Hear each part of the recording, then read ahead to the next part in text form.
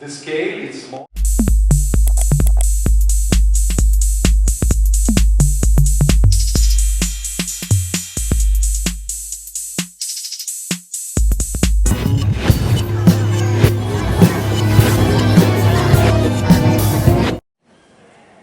No, it's not.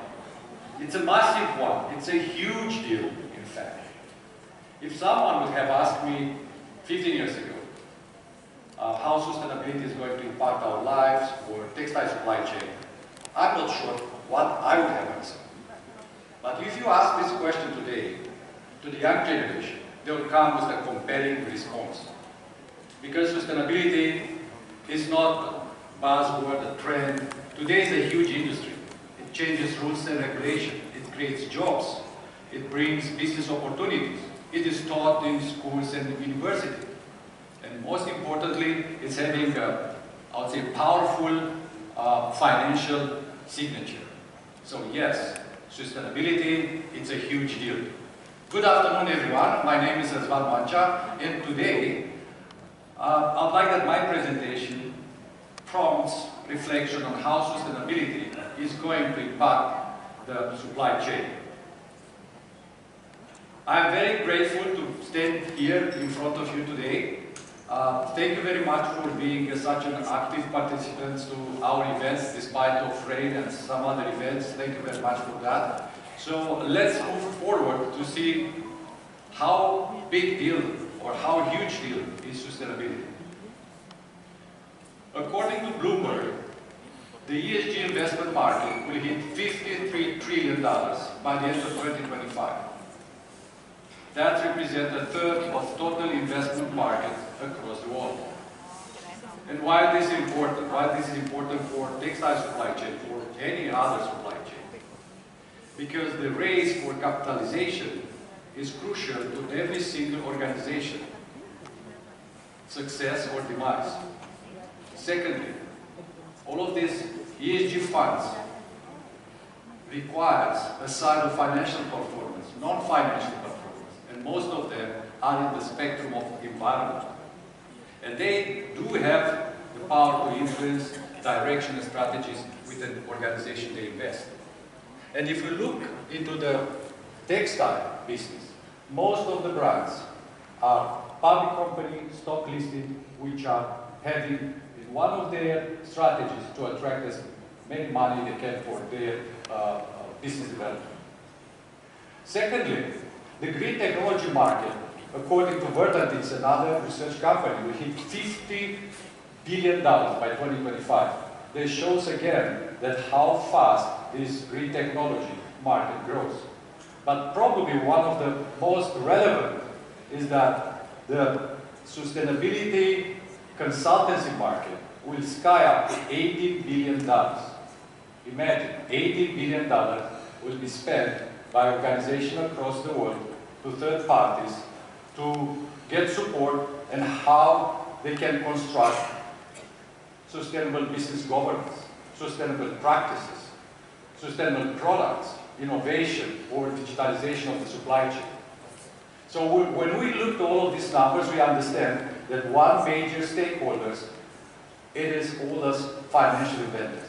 Maybe you can't see it directly, but they do influence the whole supply chain. But when we look to circularity, what is circularity? What is the difference? So sustainability is a very large industry. Circularity is just a field, it's a domain under sustainability. If you think in terms of sustainability as being a boiling hot concept, I'll say that circularity is more like warm level, the bubbling and just surfacing. But the heat, it's increasing very fast. So what you'll see in that slide are predictions. There are predictions developed by different institutional organizations in sustainable and environmental space, saying that using circular economy by 2030, 30%, minimum 30% of the wastewater will be reduced.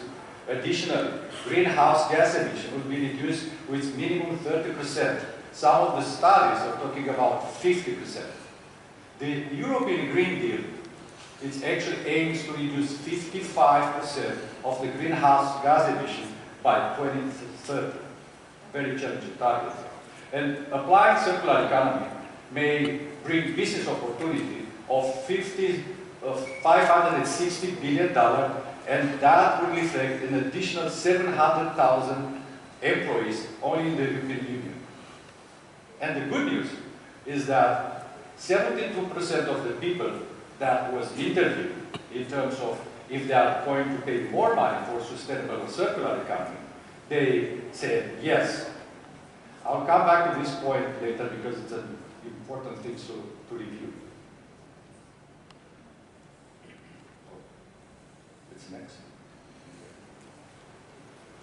But if you think in terms of what circularity means for textile, holistically, I would say it's a paradigm shift. We are looking to supply chain in a different way, from a linear take, make, disposal, which we are using right now, to a more regenerative one, a circular one, which is where the resources are reused, are repurposed, are recirculated. And the purpose of that, the scope, is to reduce the virgin resources and to minimize the waste. For someone who wants to have a quick definition of circularity, I want to keep it simple. Circularity, it is a solution for sustainability. It is trying to do a closed loop between production and consumption. As I just mentioned before, the purpose is to minimize the virgin resources and also to reduce the waste. Strategy comes first. So I work in my experience, let's say work experience, I work for different corporates in Asia Pacific, especially different fields. But what I understood is that when we have a strategy, it seems that the little snowball from the peak of the mountain is already down the hill. And that could be a bigger snowball and can be an average. But the important for the supply chain is to understand how those strategies that already existed is going to influence. What should we do to adapt? So if we're looking at those strategies, there's many. I'll just pick some that I believe nowadays are most important. The classic approach is called closed loop recycling. That means it's creating additional links into the supply chain, saying that we are collecting the disposed goods, the waste, then we'll deconstruct it in a different way, mechanically or chemically to the fiber. And this fiber is used back as a raw material in production. Another line of thoughts are saying, why not building up products that are designed for being recycled? They are more durable. It can be repaired easy. It is easy to laundry. And at the end of the day, maybe it's constructed from the monomaterial that it's easy to recycle. On the other side, the more complex use, it's called product as a service. It's actually shifting the attention, the focus, from the, I would say, ownership of the product to value creation across the supply chain through renting, repairing, utilizing technology and advanced technology in providing optimization across the supply chain, digitalization, and so on. Recently, I saw an article about a company that was renting second-hand luxury goods. It's an e-commerce platform. They got really solid funding from the equity investors because they can prove they can be sustainable, they repair the goods, they do the laundry in a sustainable way, and the goods is used many times. So it's increasing the life cycle of the product itself. Probably the most important one, it is extended producer responsibility. Probably you heard about it. It is going to impact the supply chain because it is a must. That will come to the regulation, especially related to the European Green Deal, and requires that every single producer will be responsible for the entire life cycle of the product. That means including recycling. So, what does it mean for fashion? Very short, we'll say that that will mean that we'll create products that will be used more, will be made to be made again, will be made for safe, recycled, or renewable inputs. But if you look to this image, which is coming from the dress, I'll propose another angle. Aside of all of this circular economy, which is very important, I would say that every single term you look at, it represents opportunities, business opportunities, where the innovation that can be created and also additional value.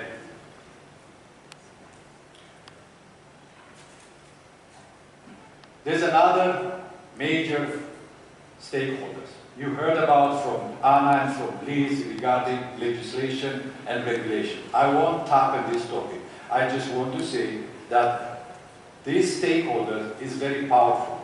They will impose what the entire supply chain has to do. And you as a participant in the supply chain, it's important to reflect upon requirements and say what you should do in order to adapt, because that's requirements are a must. So is the brand and the market waiting for the regulation or the legislation? No, that's not going to happen. Many of the brands of today, they've already established their direction, long-term strategies in terms of sustainability. They established goals for 2025, for 2030s, so they are start following. What you see on this screen is just a few examples of the companies that already are piloting and scaling different projects within circularity. So they won't wait. The scale is small, but as I said, the heat is going to increase. If we go to the fiber right now, one of the main questions we got is US cotton circular? And the short answer is definitely yes. If I elaborate a bit more, I would say that US cotton industry, it is the only industry, cotton industry in the world that has national goals in terms of environment. They have sustainable practices. We can provide measurable and quantified data about it. The fiber itself, the US cotton, is probably one of the best fibers in the world. It's efficient in manufacturing, and its quality helps providing very good products and less waste. It is sustainable for prolonged use, definitely can be used again in many cases, but what is important is it's safely to recycle. It's a biodegradable product. It has value in recycling, and most importantly, it is traceable. So if you look at, let's say, the kind of supply chain of the US cotton, you see that it's decreasing the value of resources in use, but also it's increasing the environmental impact with the information, data that is measurable and quantifiable. So as a CCI, we want to understand more about what's happening with the circularity in the textile world. So we had our own survey where we interviewed companies across the world, mostly from the UK and Europe, because that's the place where the innovation comes in terms of circularity. We talked to the companies which are split between luxury brands and retailers and non-luxury, but all the companies are part of the different environmental and sustainable programs. You can see some of the names that we talked with.